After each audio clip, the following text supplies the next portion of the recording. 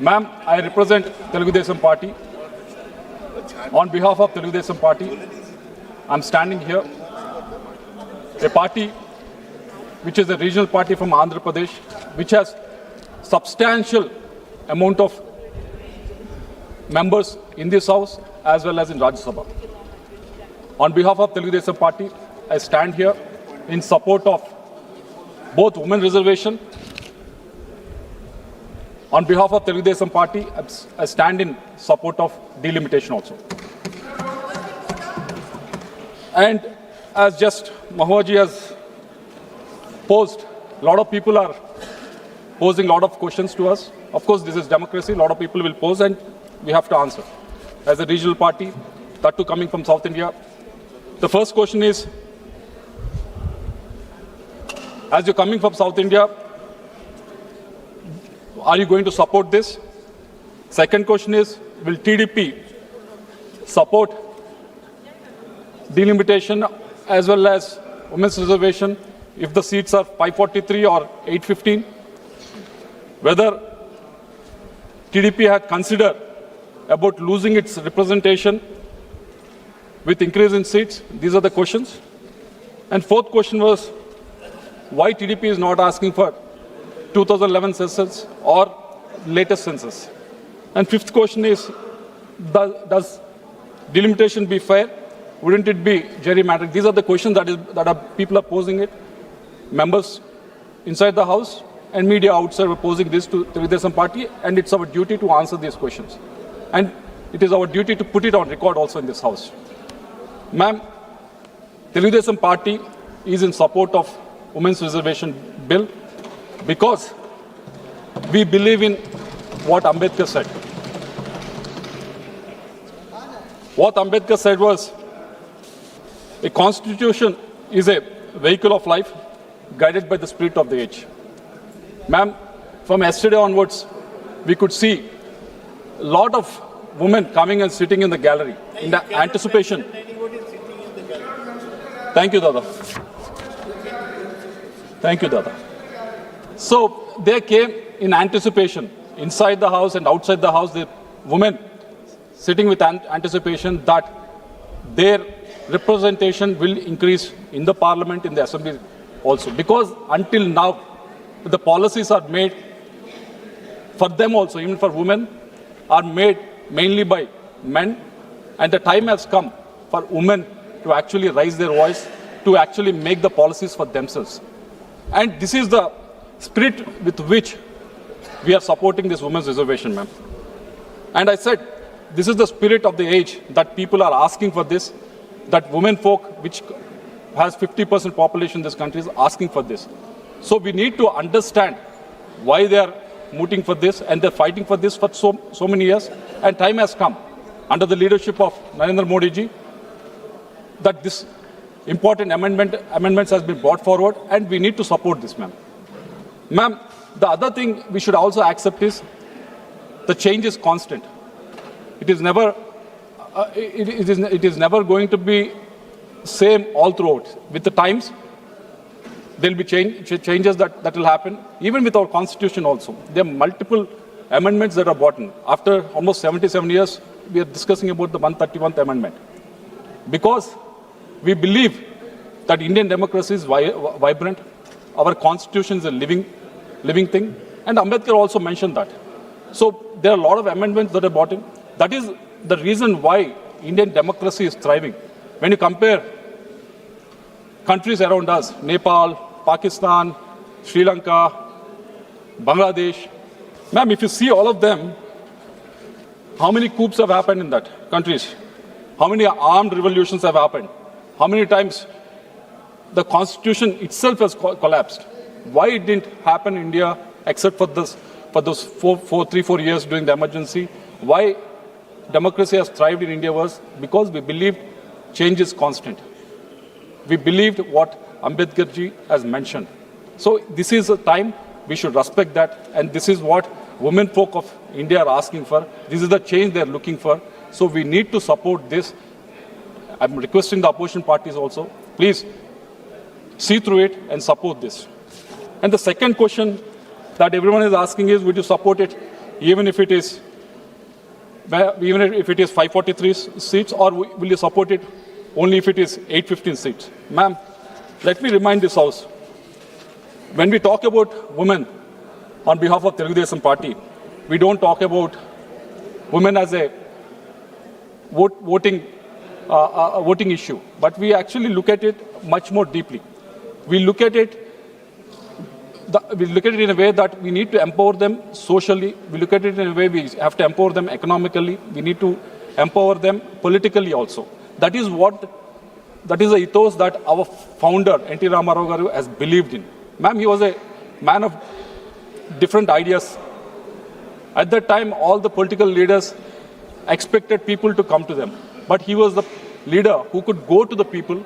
He traversed thousands of kilometers in Andhra Pradesh during his first election campaign. He could see what troubles women are going through at the rural areas. So when he came to power, when he became the chief minister in 1983, he came up with very revolutionary ideas. Until then, the property that is belonging to a member in the father is always going to the male in the family. But he has brought in the reform in the Hindu Succession Act in 1986. He made sure 50% of the property belongs to the girl child also. And he also brought in women reservation to 30% in government jobs. On top of that, he has seen what will happen when the government schemes are actually delivered to the women. So what he has done was, when he has to give housing to the poor, he made sure that site is actually registered on the name of the woman in the family rather than male in the family. So he fought for their economic stability, fought for their social mobility, ma'am. So this is what we believed in. This is the ethos that our founder, N.T. Ramarao Garu, believed in, ma'am. Not only that, he saw there's only 25% of the literacy with the women at that time. So he came up with various initiatives, started a lot of schools mainly for the girl children. He also started a women's university in Sri Padmavati University in Tirupati, specifically targeting women so that they can get educated, their literacy can go up, ma'am. This is what N.T. Ramarao Garu has done, and after that, Chandrababu Naidu Garu has followed the suit, and he has taken it to the next level. He has launched Dwakra program, what the SHE program that we talk about, Lakpati Didis that we talk about now. He has launched it in 1999. He has made sure that women are not just depending on the male in the family, but actually economically they can also have ideas, they can also come up with the business ideas, and they can also support the family. That is the idea with which he has launched the Dwakra program. And also he has given 33% reservation for women in local body elections. Ma'am, I have almost 15 minutes, ma'am. So, and on top of that, Deepam LPG cylinder scheme was launched in 1999, mainly for the women folks, so that they can have that economic stability for them, ma'am. Ma'am, this is being continuous. Even now, the main programs that are schemes that have been given to any family in the Andhra Pradesh are targeting the women in Andhra Pradesh, ma'am, with Sri Shakti, Talliku Vandanam, and Deepam 2.0. Ma'am, because we believed in the empowerment of women, this is what from the founder of the party to now the chief minister, this is what they believed in. So if it is 543 seats or 815 seats, Telugu Desam Party is in support of women's reservation in the women's reservation bill. And the third question that everyone is asking is, wouldn't you lose out on representation with increase in the seats? This is the question that everyone is asking, and media people are also playing it in a very different role. Ma'am, yesterday Home Minister has clarified in the House itself that with 50% increase for every state, Andhra Pradesh right now has 4.6% representation in the parliament. With that increase, the actual representation in the parliament for Andhra Pradesh with regards to the MPs will go by 4.66%. So we won't be losing on that. But I want to remind this House, a lot of opposition parties are asking for 1971 census to be used as a mother data. Ma'am, right now when you're increasing the seats by 50%, on what basis that is being happening? The freeze happened in 1971. On that freeze, that 50% of seats are being increased right now. So whatever opposition is asking for is actually happening, but they're not able to see through. They just want to be, they just want to oppose it, politically oppose it anyhow, but they're not seeing the logic through it. Ma'am, in the DMK has called for they called for the meeting, and I think various other parties also has attended that, ma'am. On March 25th, 2025, DMK passed a 7-point resolution demanding a 25-year extension of 1971 freeze, effectively asking to keep India's representation tied to that number, ma'am. In this JAC, CPM participated, BRS participated, AAP participated, Congress participated, and TMC participated. They asked for the freeze. Right now, on that freeze only, that 50% is being increased. So I don't know why opposition is not able to accept that. There's nothing new that is being happening on the 1970 population freeze, where 543 seats have been allocated. On top of that, 50% has been increasing, and yesterday Home Minister has clearly clarified. And even then, if you can't accept the truth of what is happening, even then, if you want to give out the fake narrative, false narrative, saying South India's number will go down, South India's representation will go down, I hope and I request the opposition to actually come to senses and actually accept what the delimitation means and support the delimitation process in toto. Ma'am, the fourth question that everyone is asking at, why not 2011 census or the latest census? I'll give you the example of Andhra Pradesh, ma'am. Ma'am, in Andhra Pradesh is a very special example because no one has gone through that. When the last delimitation happened in Andhra Pradesh, what happened was we were, Andhra and Telangana were together. But when the delimitation happened, there were 3 parliament segments that have come up in Telangana and 3 we lost in Andhra Pradesh. But in total, we lost 1 parliament segment to Telangana.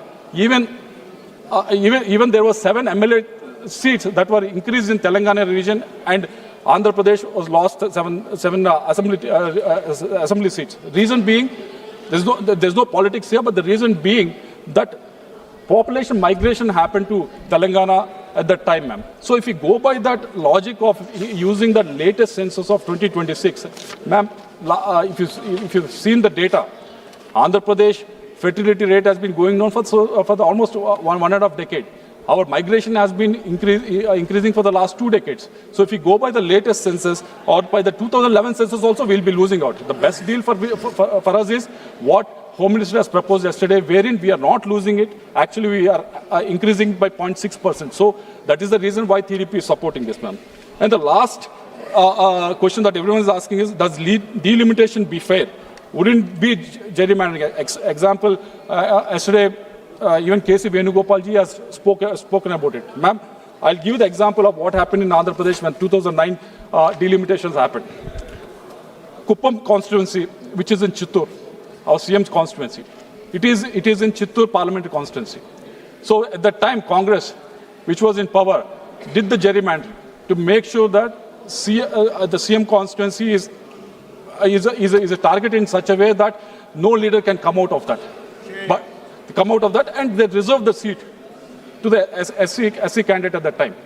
That is what they have done in 2009. That is the actual gerrymandering. But what happened, ma'am? People saw through it. If you are smart, people are even smarter. From 2009 onwards, in 2009, after doing all this gerrymandering also, TDP has won. In 2014, same seat, even TDP has won. In 2024, again TDP has won that seat, ma'am. In 4 elections, after doing all this exercise, all this gerrymandering, even then 3 times the TDP has won. Even in my district, ma'am. Even in my district. What is gerrymandering? Making sure that, as a senior member was asking, making sure that a term from Illinois. Gerrymandering was Illinois wherein senator. You bring in all the voters in such a way that you will get advantage for the party in the ruling rather than party in the opposition. That is what the gerrymandering actually is. Even in my district in Guntur, ma'am, they did the same exercise. Tadikonda constituency, where they thought one cadre or one community was in support of Telugu Desam party, we should corner them, so they made it a reserved seat. Even Pratipadu constituency, they did it, but people saw through it, ma'am. People want to vote. They vote. People are smarter. they can't be fooled like how opposition is expecting.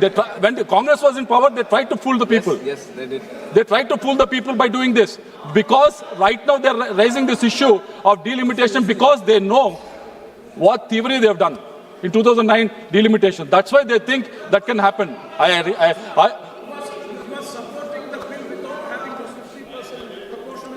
Yesterday I've heard what Home Minister has mentioned. Based on that, yesterday Home Minister has mentioned, yesterday Prime Minister has mentioned, promised us, they gave a guarantee in the House. Based on that, we are supporting this bill. We are supporting a women's reservation. We are supporting delimitation. Telugu Desam Party is supporting women's reservation and delimitation, ma'am. Thank you very much.